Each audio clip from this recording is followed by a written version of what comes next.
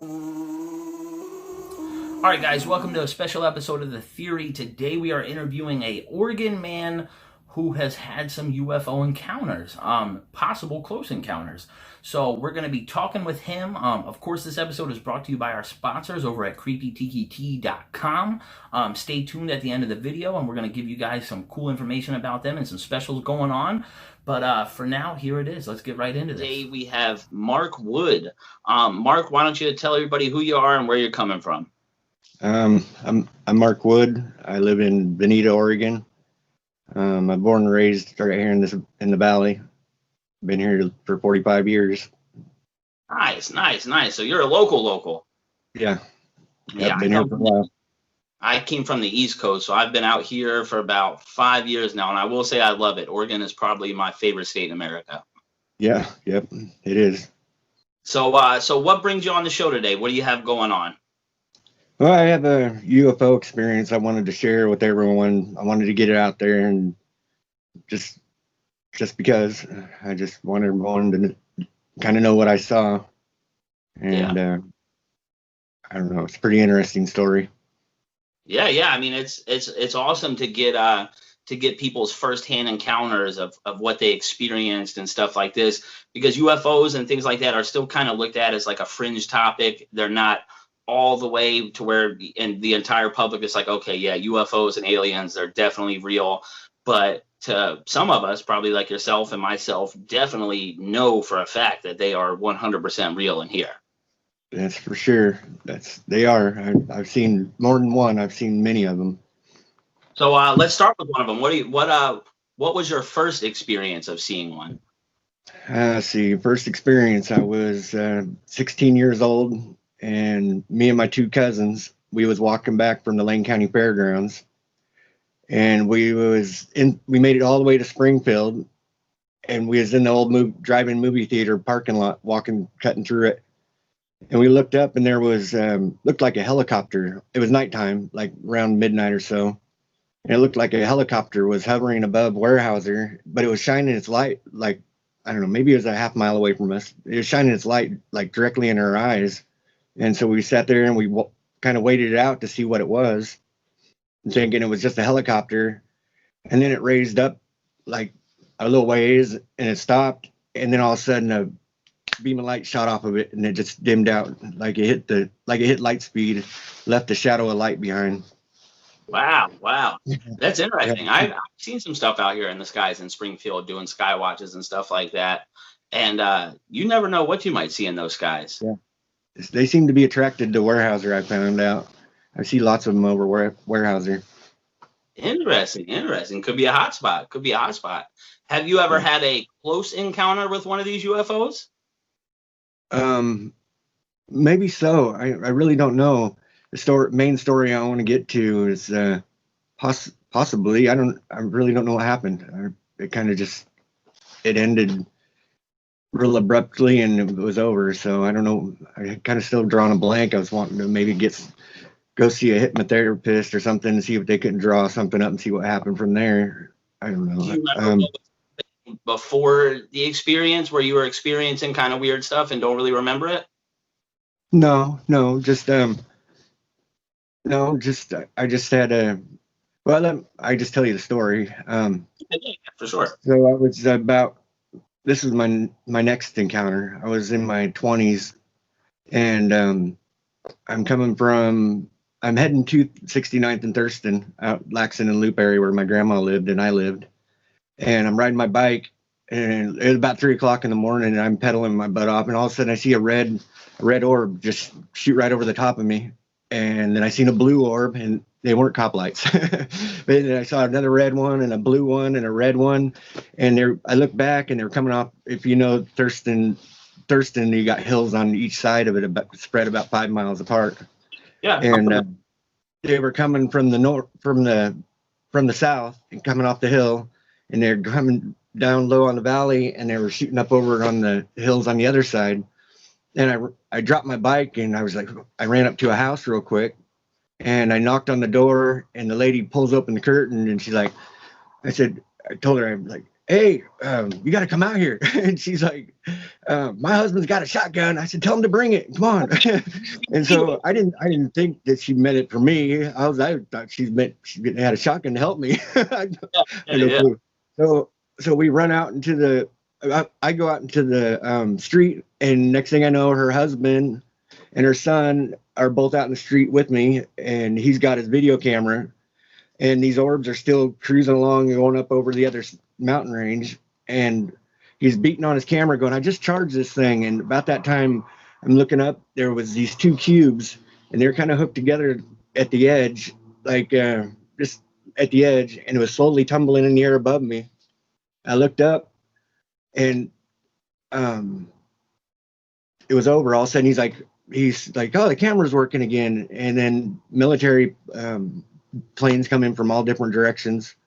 I don't remember watching it tumble over the hill with the rest of them. That's why I have a funny feeling that maybe something happened there for a second. Maybe he just didn't want nothing to do with me and kicked me out, or I don't know. It was kind of a weird moment, you know, because I didn't watch it go over the hill with the rest of them. There's a little bit of missing time.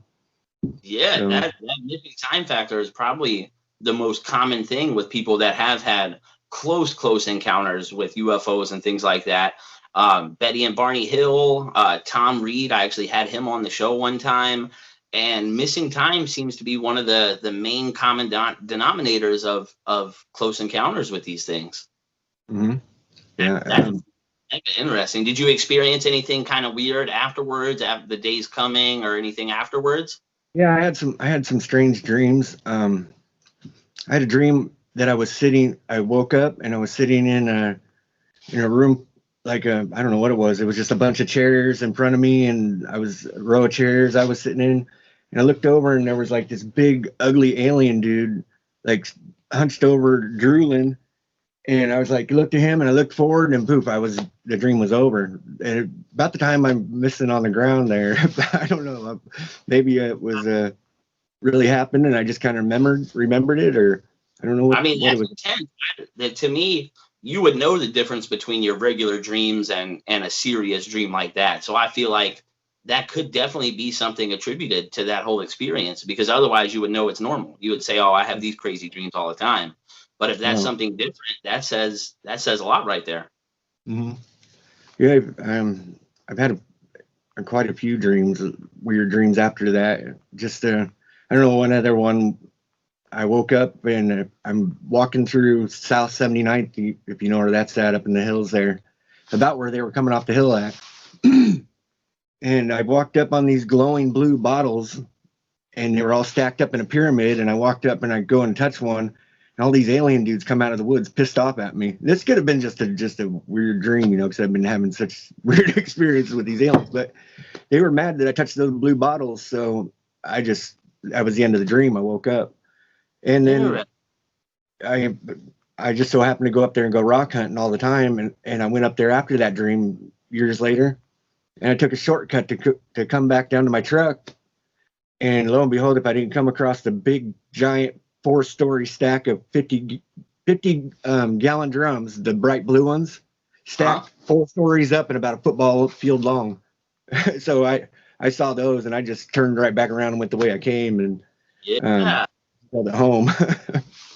I don't know what that was. Kind of odd. Yeah. Have you seen anything more recent? Oh yeah. I have actually. Let's see, the other night I saw something. It was just like a string of lights. I don't think it was those satellites, because it was like there was 2 of them, and then there was 2 of them, and there's 2 of them, and they was in a big string across the sky. And I looked up. I'm like, what the heck is that? And as soon as I got pulled over, they were gone. They just faded out and disappeared.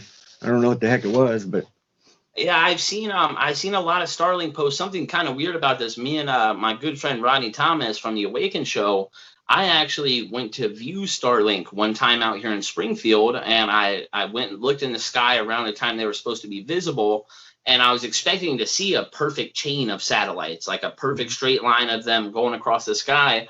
But what we ended up seeing was a light came by, disappeared. Another light came behind it, disappeared. But they came in more of a chain rather than in that straight line. How I've seen all the pictures that people say are Starlink, and it didn't look anything like that. They were very separated. They came kind of sporadically, and it was strange. And I was like, man, how come Starlink didn't look like that when everyone else took pictures of it? Why does it look so different from where I'm looking at it? And I never could figure it out, to be honest. But it was definitely on the strange side. Yeah, I think I seen Starlink when it first started. I walked outside at about 10 o'clock at night, and all of a sudden I seen these. I thought they were missiles coming in. It was just one after the other coming off the west coast, and they're pouring in. And there was actually one off to the right of them, of the group of them. There must have been 50 of them.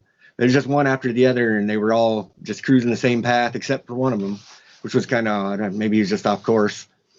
Yeah. That's still a little odd. You would think that's a little strange, one flying beside them. Then I've been kind of figured out a way to, I don't know if it's communicating, but one night I was walking home, and since I've seen so many UFOs, I tend to look in the sky all the time, and I'm walking home, it's about 10 o'clock at night, I got a real bright strobing flashlight, and I'm strobing up in the sky just for the heck of it, and all of a sudden something flashed back at me, and I was like, what the hell? So I did it again, and it flashed back again, and I was like, wow, this is impossible. So I do it some more, and it does it again. I did it 3 times in a row, and I was like, oh, that's pretty nifty. That's a good trick. I don't know if it's bouncing off the ionosphere and I'm getting a reflection or maybe something like that, but I was getting a blink back, and it seems to work with the strobe light. If you go out there in the dark and you just kind of shine it up in the sky in the dark, I seem to get a strobe back almost every other time that I do it. Have you heard of CE5 before? Huh? Have you heard of CE5 before? The CE5 contact method? So there's this doctor named Stephen Greer who he has this, it's basically like a program type deal. There's like an app you can get on the Play Store, but it's the CE5 initiative. And basically it's the protocol to attempt to contact or make contact with UFOs and things like that. And one of the things they talk about in there is using things like strobe lights to point at the sky, deep meditation before you go skywatch to try to, I guess, think your way into seeing one, like use, I don't want to use the word telepathy because that sounds a little wild, but almost basically something like that, almost like you're praying to the UFOs to show themselves to you. I've seen that guy doing that. Yeah, there's a whole thing for it, a whole step checklist thing that you can do.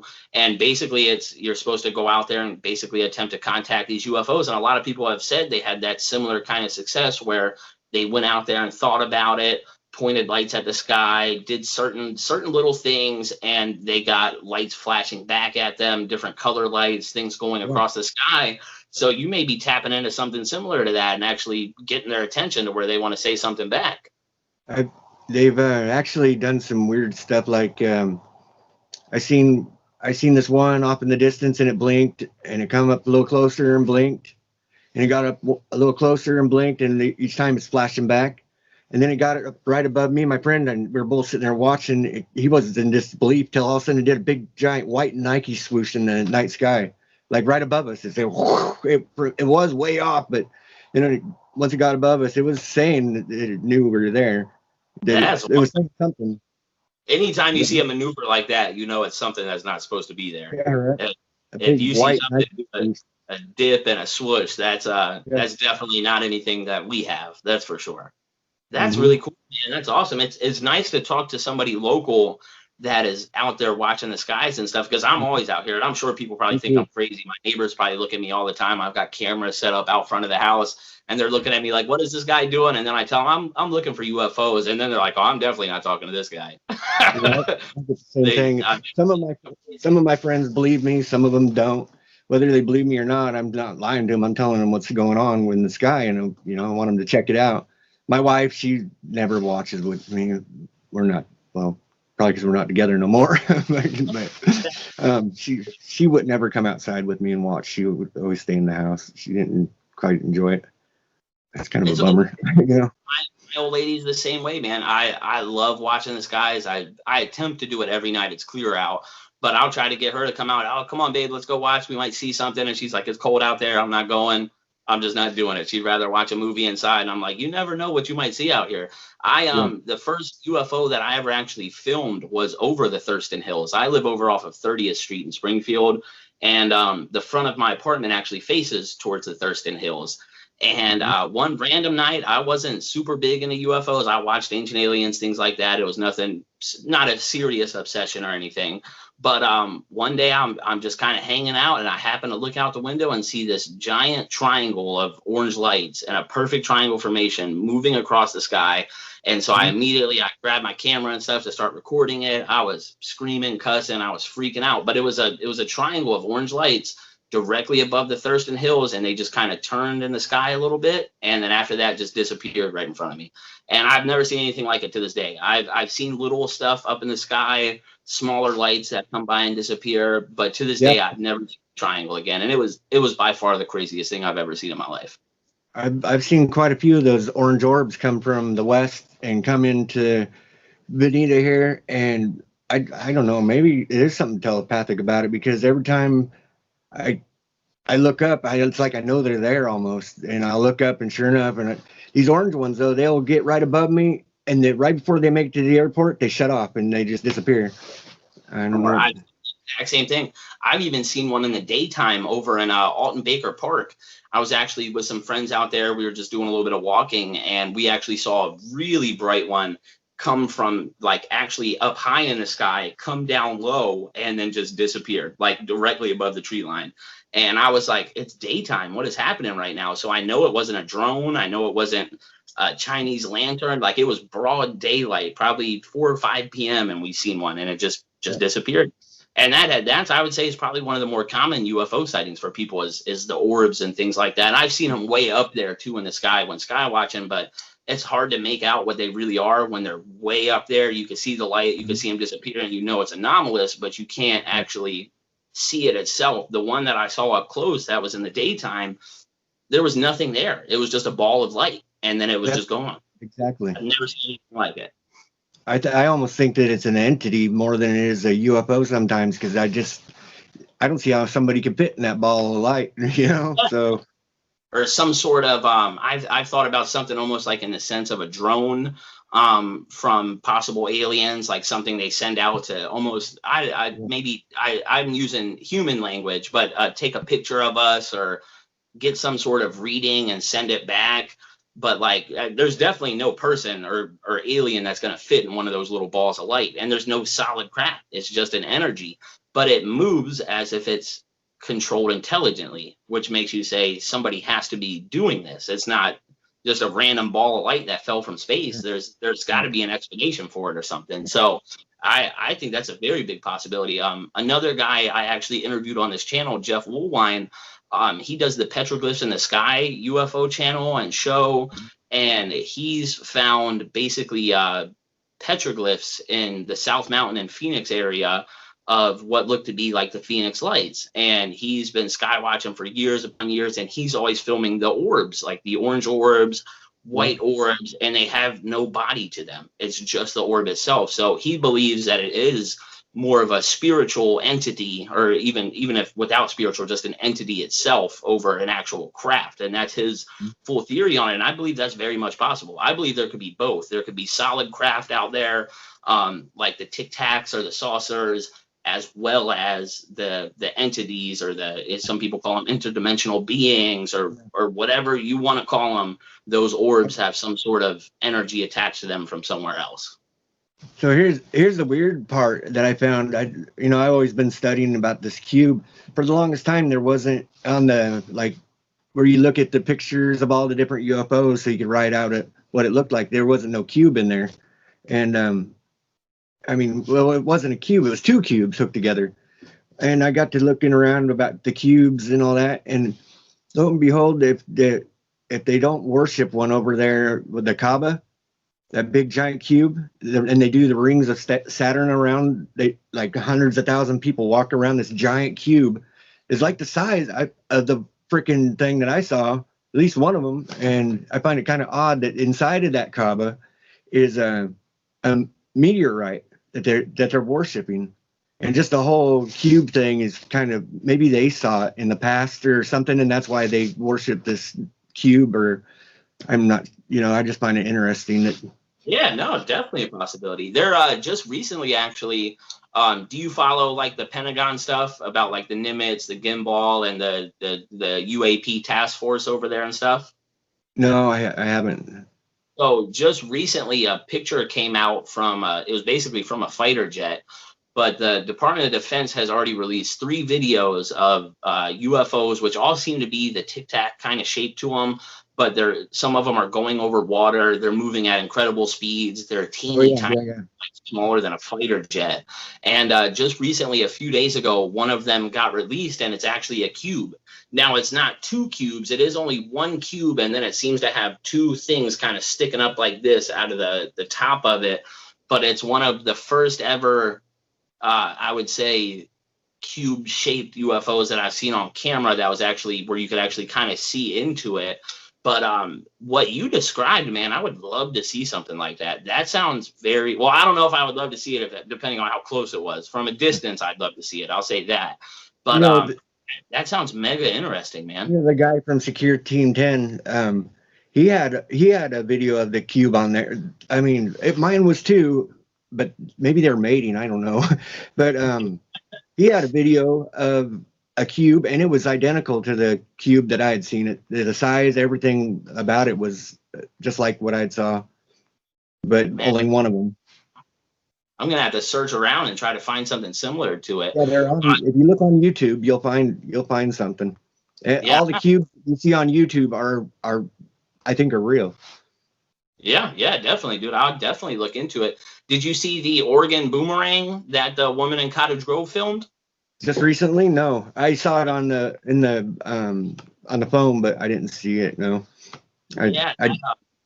Apparently it was during military exercises, so I don't know if that one is one of ours that just looks really strange.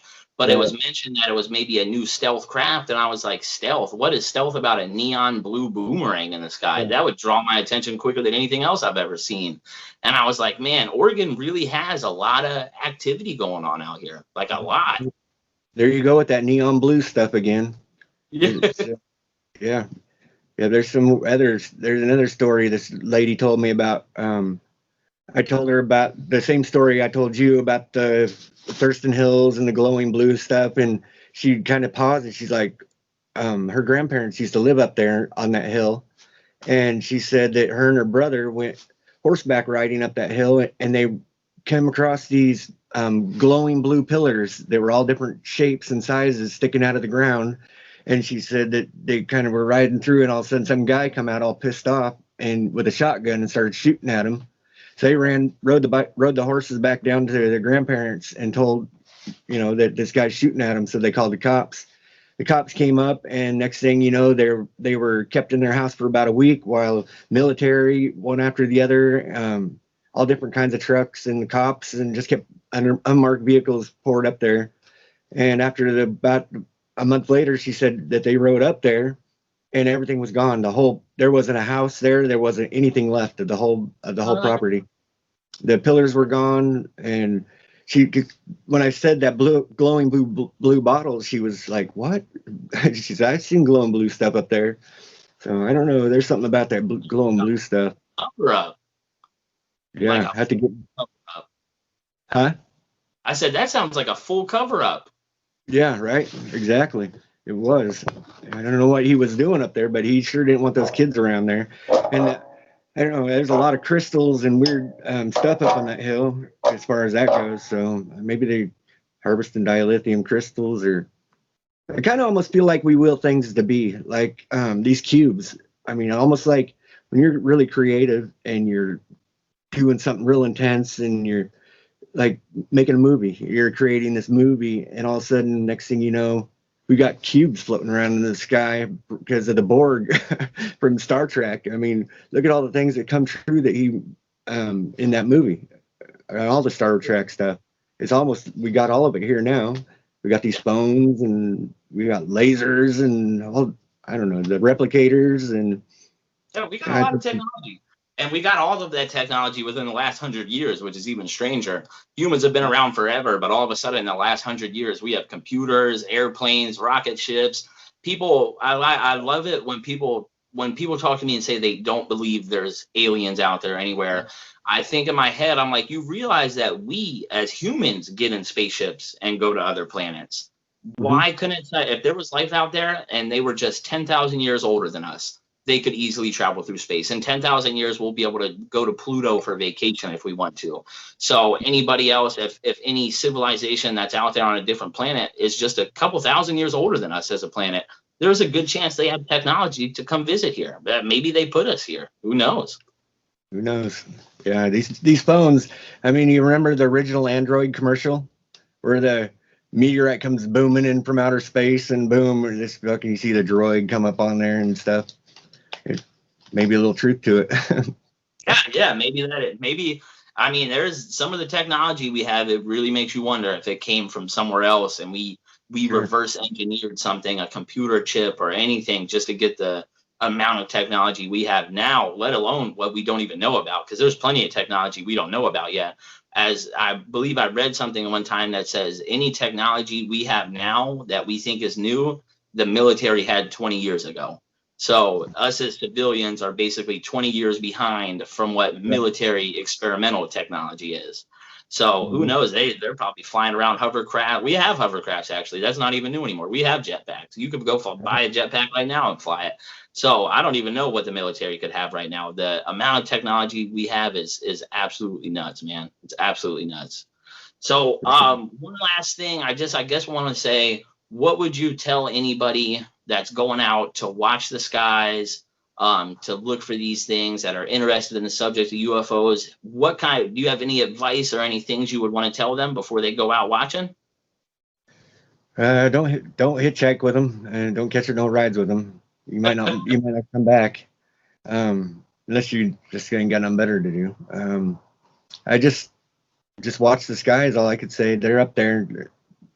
Find a nice clear night and just believe in them. I mean, they're there. And a lot of old folks say that you should just ignore them. Don't be messing with them and just ignore them, because they know they're there too. But for some reason, they don't want to acknowledge their existence. And why, I don't know. They say that they're evil or whatever they might be. Who knows? Maybe one day we will. Yeah. Definitely. Well, man, Mark, I want to say thank you very much for coming on the show. I appreciate you. I appreciate all the good information, man. Having somebody local here in Oregon that's seen some of the same stuff I've seen and seen even more and experienced more, it gives me hope that I can keeping these cameras out here and catch something good one of these days. Yeah. Yep. I have more too. Yeah. I have some stories. Away. We'll save them for next time, right? Definitely, man. I really appreciate that. All right, guys, so that's our episode for today. Big thanks again to Mark Wood for coming on the show. You may see him in a later episode. He said he's got some evidence we want to review and check out. So you may see some more from him later on in the show. Make sure you guys drop a comment and let me know what you think about the video. I think it's really awesome that he was willing to come forward and give us his story and stuff like that. I wish a lot more people would do that, because these UFO encounters are so much more common than what people think. Most people that I've talked to say they've seen something in the sky, whether it was some big giant craft above them or just some lights disappearing or acting erratic. It's still a UFO sighting. We got to count these things. We got to pay attention to them. So just big thanks to Mark Wood. I also want to give a big thank you to our sponsors over at KreepiTiki.com. I'll post their link in the description of the video so you can go check them out. They have an awesome Krampus Christmas blend of tea going on right now that's blended just by them, specially by them. It's some awesome stuff. They also got a lot more going on, so make sure you go check them out, as well as the Graveyard Goonz on YouTube or Facebook. But it's an awesome comedy show with hilarious content, so make sure you check them out. Big thanks to Kreepi Tiki. And thanks for watching, guys. I really appreciate it. Stay tuned. Always check the description of the videos and watch our skies. Let me know if you see anything. Thanks, guys.